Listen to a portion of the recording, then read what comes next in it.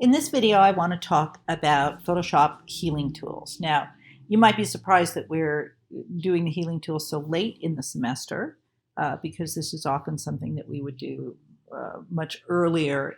We did when we learned Lightroom. We actually talked about the healing tools very early.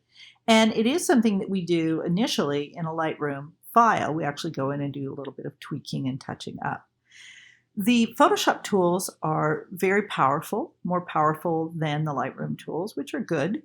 But they're actually applied best at the very end of the process of working in Photoshop, partly because this is the time that you're just refining the image, finishing it up, polishing it, but also because they're best applied through the use of a touch-up layer so that you are working non-destructively. So let me explain this. I'll start by working destructively directly on the layer and showing you how these tools work. And then I'll talk about how a touch-up layer works. It's a really great way to work. Okay, so I have this photograph of this kind of crazy plaster figure from the Musée Mécanique. And I actually kind of love how beat up he looks, but he's also a great tool for learning about touch-up. To start, I have just the single layer here that I pulled out of Lightroom. I want to go ahead and pull this down, make a second layer so that I can show you how these tools work on this copy layer. And then I'm going to show you a way to work absolutely non-destructively. So let's just go over the tools we're going to cover. We're just going to cover these first three tools in this little healing panel here. The spot healing brush, and the healing brush tool, and the patch tool, which is really an awesome, relatively new tool. There's a couple of other things down here, the content aware move tool and some other related tools we're going to cover next week. These are for sort of more major changes in the file. Today we're really just talking about doing touching up areas. Okay, so let's talk about how to use the first tool destructively. This will seem kind of familiar. It's not unlike what we do in Lightroom. So I have a brush. I want it set a little bit bigger than the thing that I'm going to heal. I'm going to heal this little chip here. And with the spot healing tool, you can just click on it and voila. You can also paint with it. And it takes it a second. Now, I'm not as happy actually with that second healing. It kind of gummed it up and pulled over some strange stuff. So I think for this one, I'm going to Command Z. And for this one, I'm actually going to do the healing brush tool, which is slightly different than the spot healing. The healing brush tool actually works much like the clone healing tool in Lightroom, which means that you actually, in this case, you need to set a place to sample before you hit it. Now this gives you a lot more control because in this case we can decide what area of the image we want to use. We can do this wrong. So for instance, if I use this area, that's going to be a little bit ugly because it doesn't have the right texture. Notice that it's a very smart tool. It matched the color, but the texture's off. So what I want to do is actually go down to this area where we have a little bit of that painted texture and use that to actually heal it. And you can see that is much more effective. This clone tool is also really useful for areas like this. I'm just going to go ahead and zoom in a little bit. By the way, one of the most common things that beginners don't do, oops, sorry about that. I'm just trying to get this to zoom, and I don't know why it's not. One of the most common things that beginners do wrong, I just stepped back too much, is to actually not zoom in enough and so that they can see the details of what we're doing. Let's go ahead and do this one again. What is going? Oh yes, I'm not selected on the layer. Boy, that happens. So I'm just going to do Option and I'll redo that little territory. That looks good. And it's really good up here. Notice I'm going to fix this little goober right here. So I'm going to do just half and half. And with healing, it's often good just to do a little bit at a time. So I pick that spot right below, and I can take that out. Now, before I take this out, I'm actually going to pick a different starting point. See how there's this gradation here?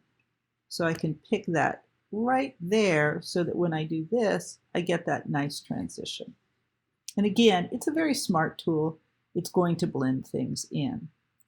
The last tool here, and then I'm going to show you the touch-up layer, is actually the patch tool. This is quite an amazing tool. Let's actually just move down. The patch tool is especially good for larger areas. Let's go ahead and try it on this little divot here. You actually just loosely select the area. You don't have to be very precise. It's just like working with a lasso tool. Once it's selected, then you move it around and let it sample the surrounding areas. And when you find one that you think is a pretty good match, don't worry about how ugly it looks right now. Just match up the colors, let it go. And Photoshop will very smartly, this tool, will actually read the surrounding areas and blend that patch in. It's literally like a patching tool. So these are all amazing tools. I want to show you a little bit more of what they do, but I want to backtrack. I'm going to get rid of this layer, and I want to do this differently. I want to do this on a touch-up layer. So instead of duplicating this layer, I'm actually going to put in a brand new layer. I'm going to call this touch-up.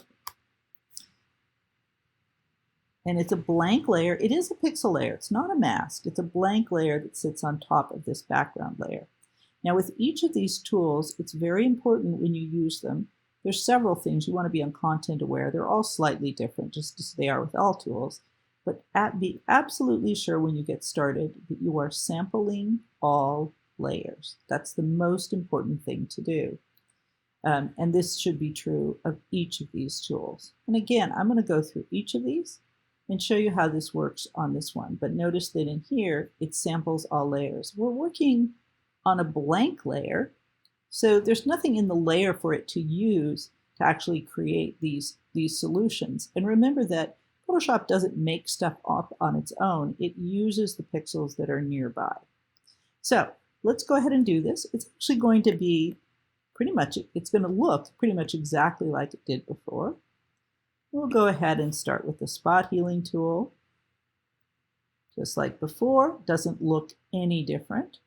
We're going to go to the healing brush tool, and we'll go ahead and again select this area. We'll fix that. And again, it looks exactly the way it did before, no different. So it doesn't look different, but it is going to operate differently. So I'm going to do one more, and then I'm going to make a mistake. Let's do something really badly. Let's try the patch tool over here in this different area. So I'm going to just select this whole area, quite a lot going on here, and I'm going to try to use the patch tool. Yeah, that might work.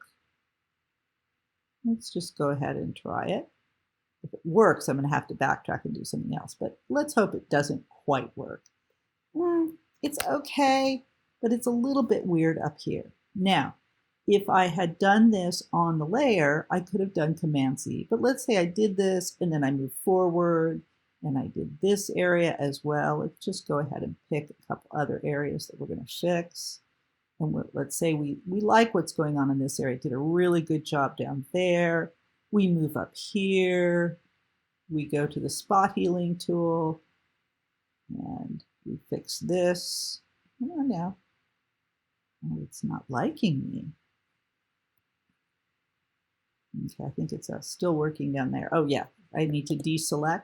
One of the things with these tools is if you're doing a selection, it will only operate on the selection. You need to deselect before you move on. And I'm going to go into this area. This is actually a good area to use a very small clone brush.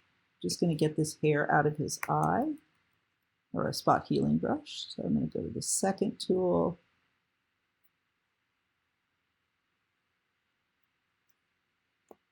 Choose this. Oh, I don't know what's going on. It doesn't like me. I set the source, use the healing brush tool. Oh, I'm on the wrong tool. Healing brush tool. There we go. I just like to be smarter. Let's do Command C, do a smaller brush. There we go. So we're working on a very small area. And that looks pretty good. We might have to go back and forth. With a lot of these tools, if you kind of work your way back and forth, match it up, do little bits at a time, Photoshop is still saving you an awful lot of hard labor. So let's say we do all of that and then we realize we really, really don't like what happened down here in this area. Well, we would have to backtrack. We love this, we love that. If we backtrack all those steps, it means we're going to have to start over again. But with this touch-up layer, it doesn't work that way. Now, first of all, I want you to see what the touch-up layer looks like. So I'm going to go ahead and take this off. This is what a touch-up layer looks like. All of these colors are simply touch-up layer, are actually painted onto this blank layer, and it just sits over the top of it. Well, what that means is if I wanted to backtrack on this area, let's go ahead and zoom in. If I decided I didn't like the way that that healed up, all I need to do is to pick my eraser tool and erase it. And it just erases that correction, and I can start again with whatever tool I prefer. I think in this case, I'm going to do a combination of the patch tool. We start with the patch tool just on this area. I think I can get away with this. We'll see. Yeah, so I'm going to do the patch tool down here. Let that blend in. Very nice. Deselect. And then I'm going to go in and grab my spot healing tool here. And I think it'll work in here too. Let's see. Oh yeah, very nice. And maybe go in and grab the healing brush tool so I can select a very specific point here. And again, this is all very flexible. And he's healing up quite nicely. We've got a couple other places that we probably want to go in and fix, but he's looking a lot smoother, a lot more debonair.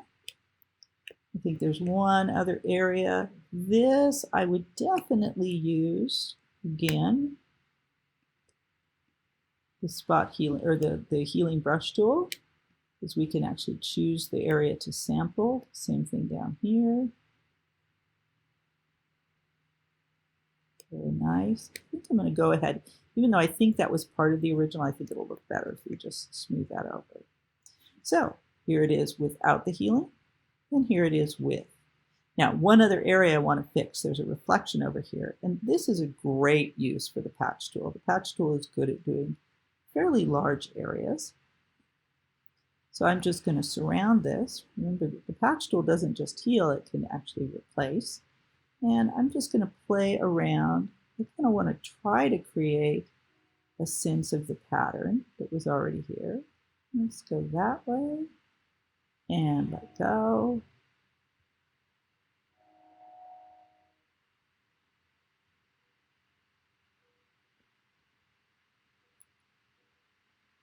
And very nice. It looks very melded in. It looks like it might need, I can go in with my erase tool. I might need to just erase the edges here and just smooth it out. Get back on that one. But that actually is blending in quite nicely. Okay, so that's it for the healing tools and for working with the touch-up layer. Click the layer off, click the layer on. Remember, just like other non-destructive tools, I could go back to this touch-up layer 10, 20 steps down the road, and it's still going to work just fine. I'm still going to be able to add it in.